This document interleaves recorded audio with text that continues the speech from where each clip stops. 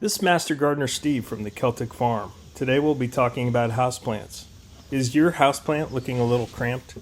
Maybe roots are poking out of the bottom of the pot, or the soil dries out faster than you can keep up. These are classic signs it's time to repot. But when should you repot your plants? Here are the key signs. As mentioned, if the roots are pushing through the drainage holes, roots are circling tightly at the soil surface, if the soil dries out within a day or two of watering, if your pot's cracked or misshapen from strong roots, or there's stunted growth or yellowing leaves, even with proper care. Quick Master Gardener tip: most houseplants need repotting every 12 to 18 months. Fast growers like pothos or spider plants may need it yearly, while slow growers like succulents can often wait up to 3 years. Now let's walk through how to repot step by step. The first step is to choose the right pot.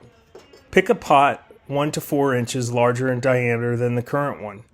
Too big and the soil will stay wet for too long, too small, and the roots won't have space to grow. Always make sure that your new pot has drainage holes. Without drainage, even the healthiest plant can suffer root rot. Second, preparing the soil.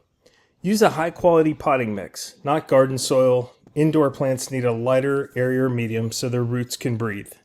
Quick tip: add a handful of perlite or vermiculite or orchid bark to improve the drainage and the airflow.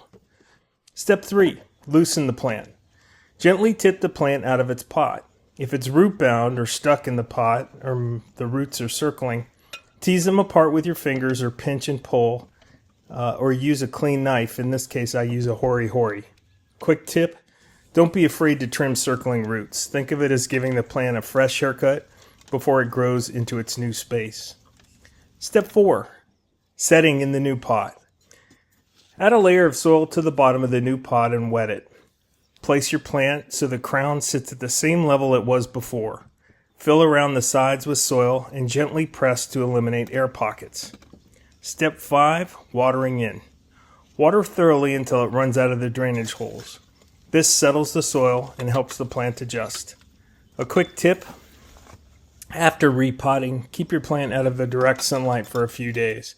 This reduces stress and helps it recover quickly. And that's it. Repotting your indoor plants doesn't just give them more room, it gives them a fresh start. Healthy roots mean a healthier, happier plant. Want more Master Gardener tips? Subscribe and join us at the Celtic Farm.